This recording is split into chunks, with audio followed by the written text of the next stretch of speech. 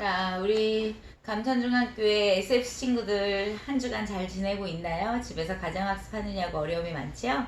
우리 친구들 힘내시기 바랍니다. 자, 오늘은 공동서시 읽기 전에 먼저 관점과 그 시대상을 한번 이해해 봐야 될 것 같아서 우리 친구들과 함께 오늘은 공동서신 저자들의 활동에 대한 얘기를 먼저 한번 해보려고 해요.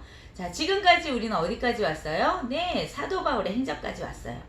그리고 지난주에 사도 바울은 순교했다고 했죠. 그러면 그동안 다른 사도들도 있었잖아요. 예수님의 제자들도 있었고 많은 수많은 예수님을 믿는 사람들이 있었단 말이에요.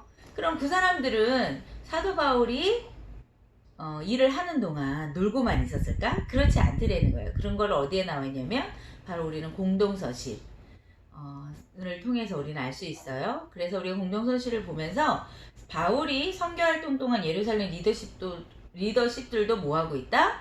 계속해서 활동을 하고 있다 라는 거 우리 머릿속에 기억하고 있어야 돼요. 그리고 두 번째로는 바울의 3차 선교 여행할 즈음에 나타나기 시작한 게 뭐냐면 공동서신들이 한 권씩 한 권씩 나왔다는 거예요. 편지예요, 편지. 그런 편지들이 나오고 있었고요. 그리고 나서 바울이 활동할 때 예루살렘 리더들도 열심히 활동 중이었다는 사실 우리 친구들이 기억하셔야 되고요. 그들의 활동을 추적해보면 어디부터 시작되느냐? 스데반의 순교의 자리부터 시작돼요. 1파, 2파, 3파! 우리 친구들 기억나요? 1파, 2파, 3파! 이렇게 했던 거. 그 중심이 바로 뭐였냐면 스데반 순교였잖아요. 그래서 원래는 베드로를 중심으로 해서 사도들이 어디에서 일했어요? 예루살렘에서 일했어요. 예루살렘 성전 중심으로 일을 하다가 그들에게 엄청난 부흥이 있었잖아요. 베드로가 나가서 한 번씩 복음 전하면 3,000명 정도의 인원들이 막 회개하고 돌아오는 놀라운 역사가 있었거든요. 그러니 얼마나 부흥이 많이 됐겠어요? 그럴 즈음에 일어난 사건이 바로 스데반 순교 사건이었어요. 그리고 나서 스데반이 순교한 이후로 이들이 더 이상 예루살렘에서만 복음을 전할 수 없어서 도망가기 시작해서 도망간 그곳에서도 뭐 했다는 사실이에요? 복음을 전했다는 사실이에요. 1파, 2파, 3파 흩어졌어요. 그 중에 하나가 바울이었잖아요. 우리 친구들 기억납니까? 네, 그렇게 계속해서 복음이 전해지고 있었어요. 자, 그리고 또 하나, 이들이 왜 이렇게 일할 수밖에 없느냐? 바로 예수님의 유언 때문이었어요. 우리 친구들 사도행전 1장 8절을 보면 예수님이 떠나기 전 마지막 뭐라 그래요? 사마리아 땅끝까지 이르러 내 증인이 되라고 말씀하셨거든요. 바울도 왜 그 먼 곳까지 스페인까지 가고 싶었어요? 그 이유는 그곳이 땅끝이라고 생각했잖아요.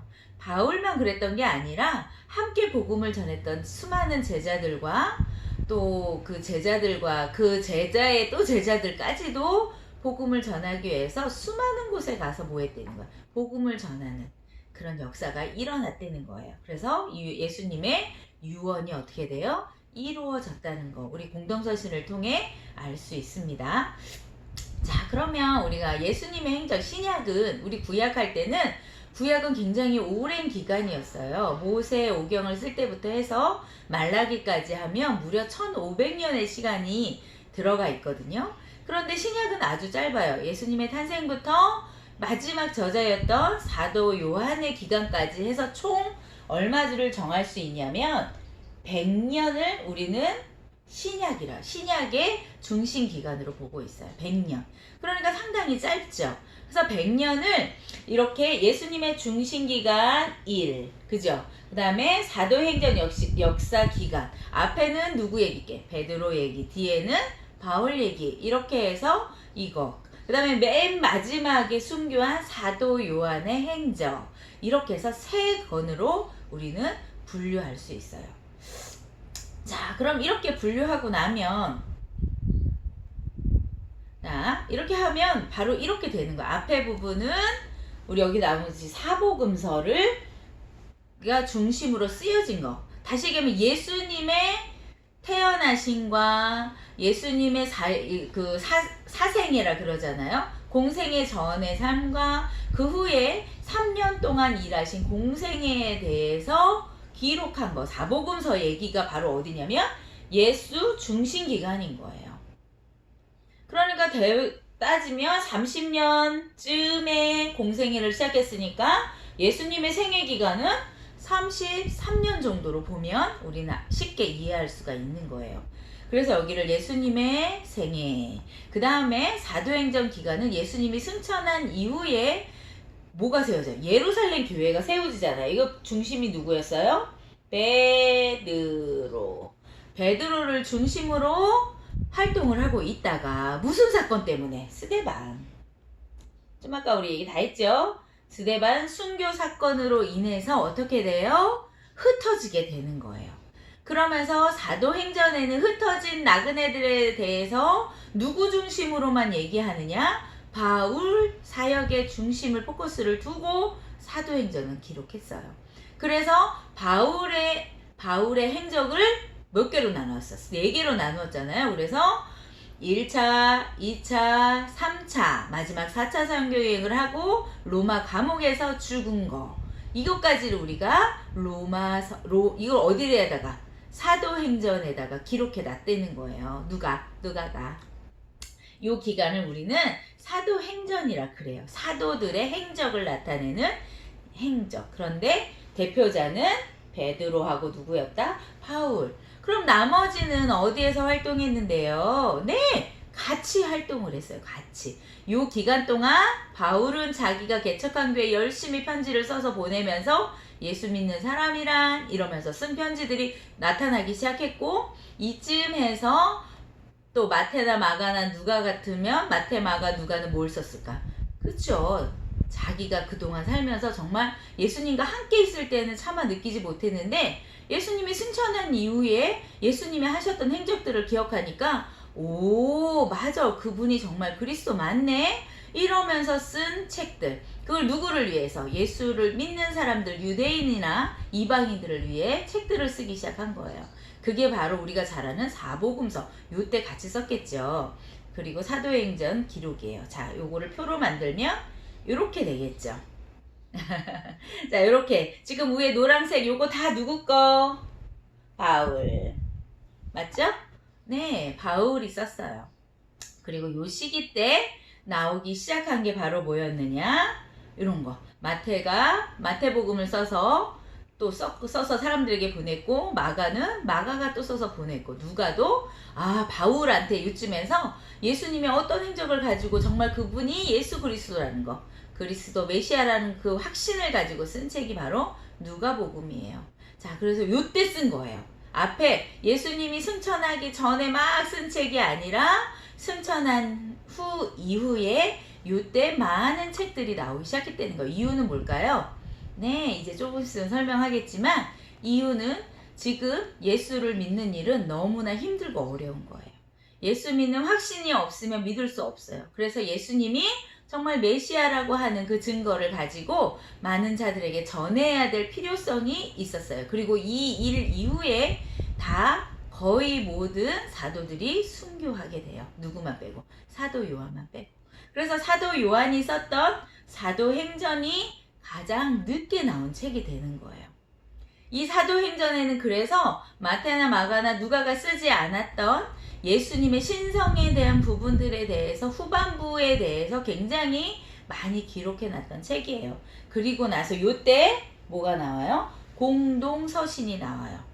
유다서나 야고보서는 예수님의 친동생들이 쓴 책이에요. 베드로 전후서는 당연히 베드로가 썼고, 히브리서는 작자 미상이지만 대부분의 학자들이 쓴 이런 내용들을 봤을 때 바울이 쓰지 않았나 이렇게 하지만 사실은 없어요. 누가 썼는지 알 수 없어요. 그래서 우리는 그냥 지나가요. 그리고 나서 사도행전이 기록되고 나서 자, 이렇게 요한이 한 요한복음은 가장 나중에 사복음서 중에 가장 나중에 쓰여지게 돼요. 자, 그리고 나서 요한 1, 2, 3서가 기록되고 마지막 반모섬에서 하나님 예수님의 계시를 통해서 쓴 책, 앞으로 되어질 일에 대해서 쓴 책, 계시록으로 해서 마지막 마무리가 되는 거예요. 그러면 우리가 여기에서 좀 봐야 돼. 왜 이쯤에서 이렇게 많이 나왔을까? 바울도 왜 죽었을까? 왜 순교자들이 나왔을까? 네, 바로 그거는 네로 황제 치정으로 우리가 돌아가야 돼요. 우리 친구들 로마 황제 중에 네로 황제에 대해서 많이 알고 있나요? 이 네로 황제는 우리가 그 전도사님 어렸을 때는 코미디에 이 네로 황제에 대한 얘기가 나왔었거든요. 그런데 이 네로 황제는요, 치정기간이 AD 54년경. 그러니까 어느쯤 되겠어요? 54년이니까 요쯤 되겠죠, 요쯤. 54년경에 치정을 시작하는 거예요. 그래서 언제까지 하느냐? 68년까지예요. 68년이면 베드로가 순교했던, 바울이 순교했다고 전해졌던 그 기간쯤이겠죠. 그런데 그럼 이들에게 어떤 일이 일어났느냐? AD 64년경으로 돌아가면 바로 이때예요. 자, 4차 감옥에서 나와서 자유롭게 복음을 전하고 있는 그쯤. 그 전에 바울이 1차 때 로마 감옥에서는 굉장히 자유로웠잖아요. 근데 두 번째 이제 풀려나서 다니고 있는 그쯤에 로마에 아주 큰, 정말로 말할 수 없을 만큼 엄청 큰 대형 화재가 일어났어요. 그런데 이 화재 기간 동안 이 로마의 황제였던 네로는 휴양을 떠나 있었거든요.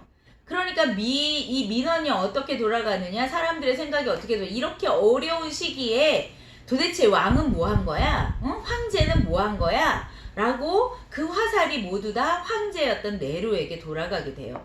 그러니까 황제였던 이 네로는 그거를 누군가에게 어떻게 해야 돼? 전가해야 되는 거야. 내가 잘못한 게 아니라 누군가 잘못했어 야 되는 거예요. 그래서 가만히 보니까 이 시기에 가장 눈에 띄던 사람들이 있었는데, 유대인이라는 사람들 중에 그리스도인이라는 사람들이 엄청나게 눈에 띄는 거, 거슬리는 거예요. 이유는 뭐예요?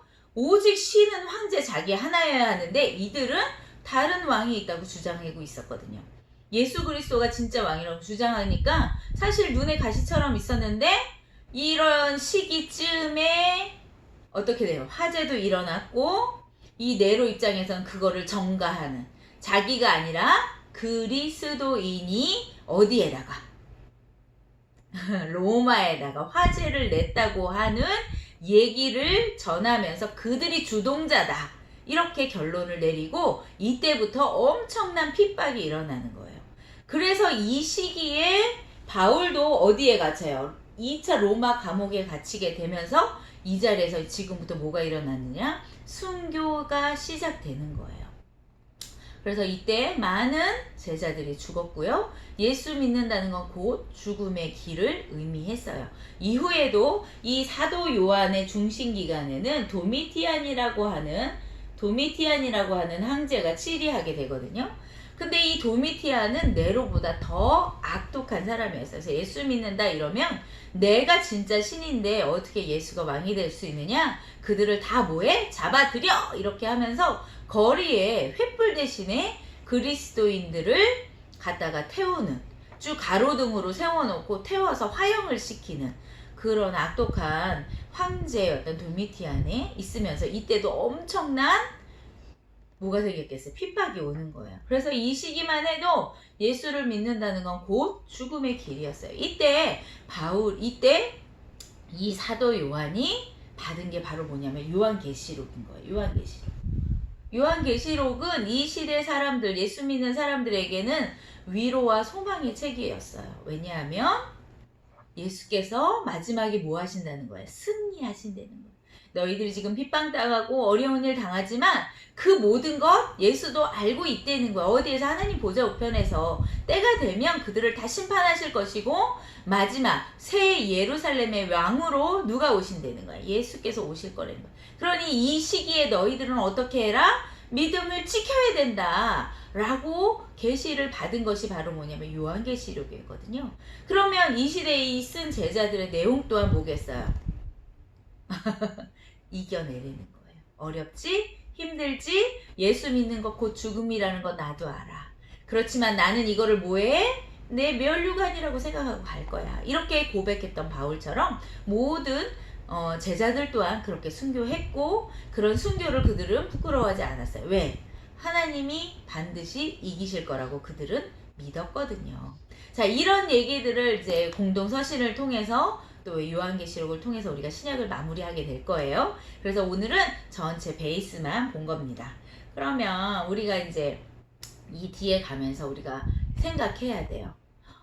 예수를 믿는다는 게 이렇게 힘들고 어려웠다는 거예요. 지금 우리가 예수를 믿는다는 사실은 이렇게까지 힘들진 않잖아. 나 예수 믿어, 나 교회 다녀 이런다고 너 오늘 끌려가서 오늘 밤 죽게 될 거야. 이렇게 얘기하는 사람은 아무도 없어요. 물론 이슬람권에서 예수 믿는 사람들, 다시 예수 믿는 사람들로 종교를 바꾼 사람들은 목숨의 위협을 받으면서까지도 나는 예수 믿는 사람일 거야 라고 고백하는 그런 분들도 계시지만 현재는 이처럼 위험하진 않거든요. 그런데 바로 이 공동서신이 쓰여지는 그 시기에, 요한계시록이 쓰여지는 그 시기에 사람들은 모두 다 예수 믿는 거 뭐 해야 돼? 죽을 각오를 해야 되는 거야. 죽을 각. 그럼 나는 어떤 선택을 하게 될까? 이 시대에 우리가 그리스도를 살아가는 것도 쉽지 않다고 고백하면서 우리가 살고 있는데, 자, 우리 친구들은 어떨 것 같아요? 예수 믿는 것이 과연 무엇이길래 목숨보다도 그것을 더 귀하게 여겨야 되는 걸까? 우리가 앞으로 공동서신을 보면서 우리 곰곰이 생각해 볼 거예요. 그리고 우리 친구들도 결단하게 되기를 바랍니다. 자, 한 주간 동안 한번 생각해 주세요. 공동서신 배경이 그랬대. 기억해 주세요. 알겠죠? 네, 우리 다음 주에도 만나겠습니다. 기도할게요. 하나님, 감사합니다.